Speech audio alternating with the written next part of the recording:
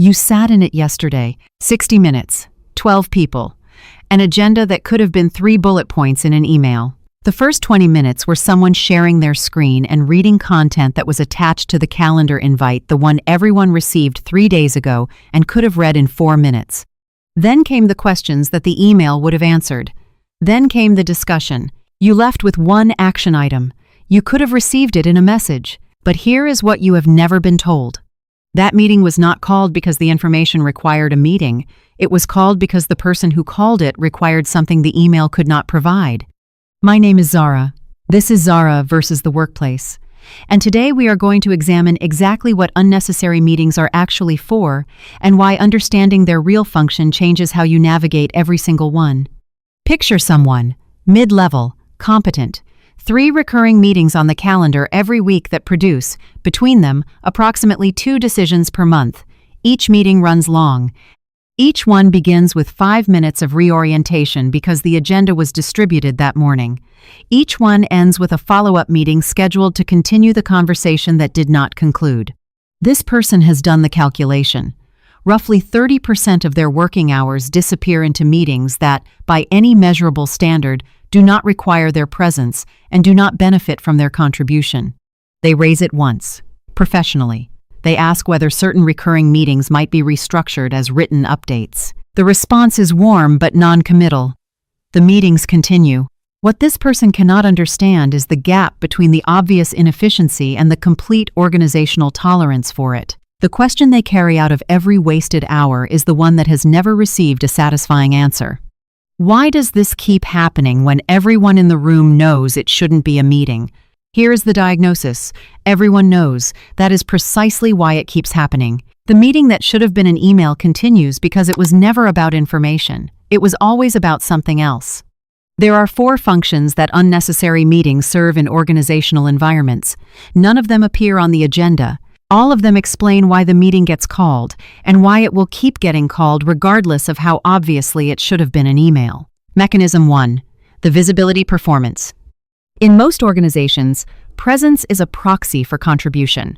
The manager who calls a meeting is a manager who is visibly doing management. The executive who convenes a cross-functional alignment session is an executive who is visibly leading alignment. The activity of meeting generates the appearance of work without requiring that the meeting produce any specific output. The mechanism is performative labor work, whose primary audience is not the meeting participants, but the organizational observers who register the meeting as evidence of active leadership.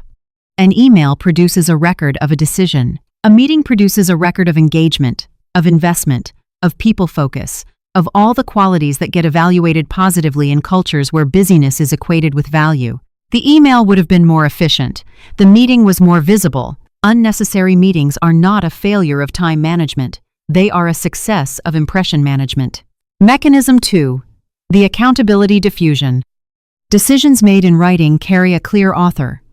The person who sent the email, made the call, issued the directive. They are identifiable, attributable, responsible for the outcome. When the decision turns out to be wrong, there is a record of who made it. Decisions made in meetings carry shared ownership. 12 people in a room means 12 people who were present, who could have raised an objection, who implicitly endorsed the outcome by not leaving or dissenting.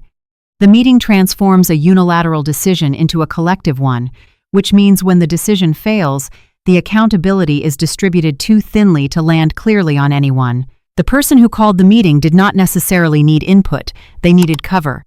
The more consequential the decision, the more valuable it is to make it in a room full of witnesses. Mechanism 3. The power demonstration. The ability to call a meeting to place a calendar obligation on other people's time without their consent is one of the clearest expressions of organizational power available in a professional environment. Senior people can summon junior people. Departments can interrupt other departments. Leadership can restructure an entire team's day with a single invite. The mechanism is resource commandeering as a status signal. Every meeting called is an implicit demonstration that the caller's priorities are more important than the attendees' existing commitments. The attendees' presence confirms the hierarchy. Their compliance generates, for the caller, a visible and repeated reminder of their position. This does not mean every meeting caller is consciously performing power. Most are not.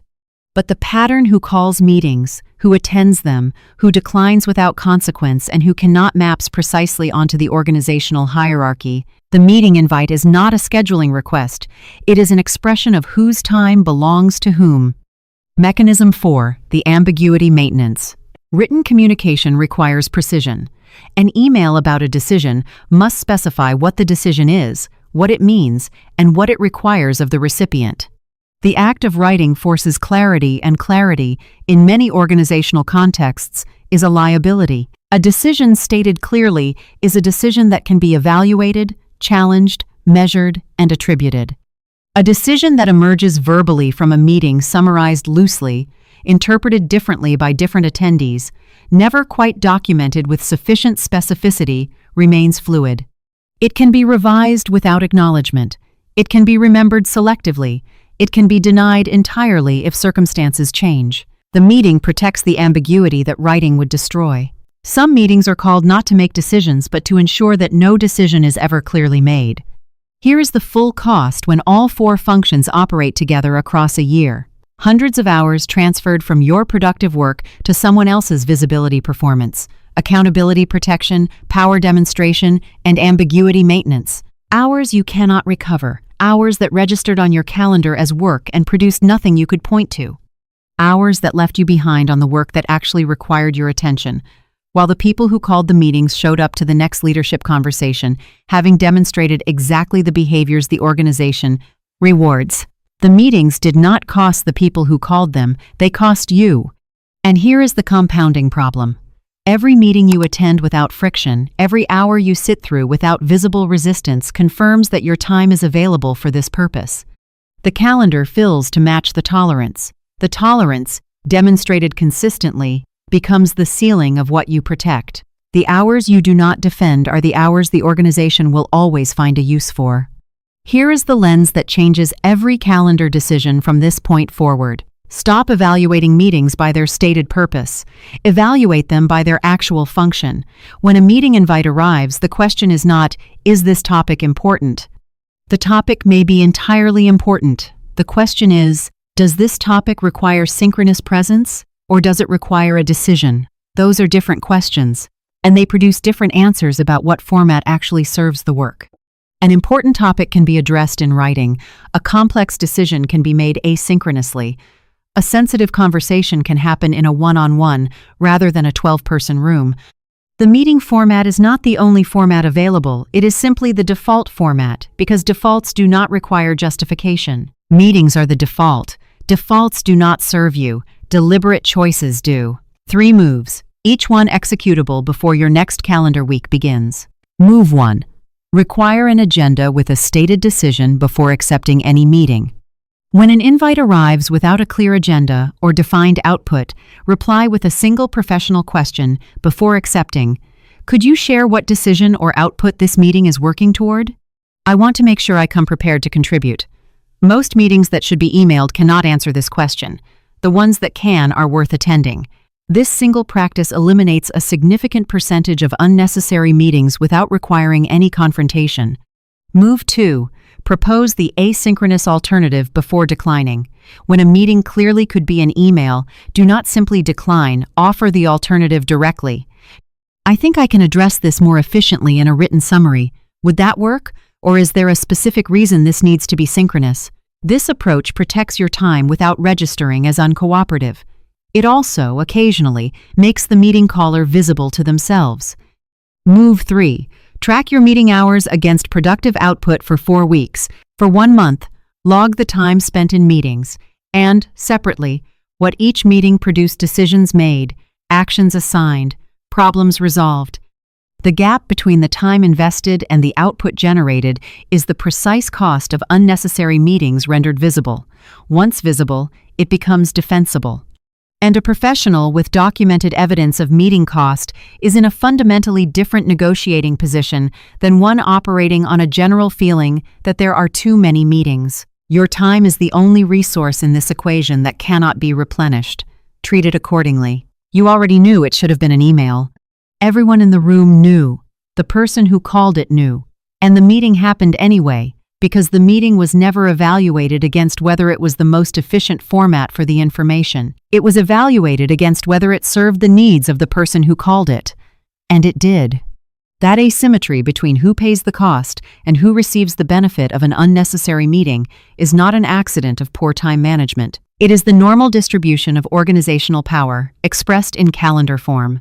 Understanding it does not eliminate the meetings, but it removes the confusion. And without the confusion, you stop spending energy trying to make peace with a cost you were never meant to question. The meeting that should have been an email will always be called. The only variable is how much of your time it costs. If you have sat in a meeting this week that should have been an email, drop the word agenda in the comments. Just that word. I want to know how many people are watching this between back-to-back calendar blocks right now. Subscribe if you want to keep seeing the things most workplaces will never tell you. I'm Zara, and this is Zara versus the workplace.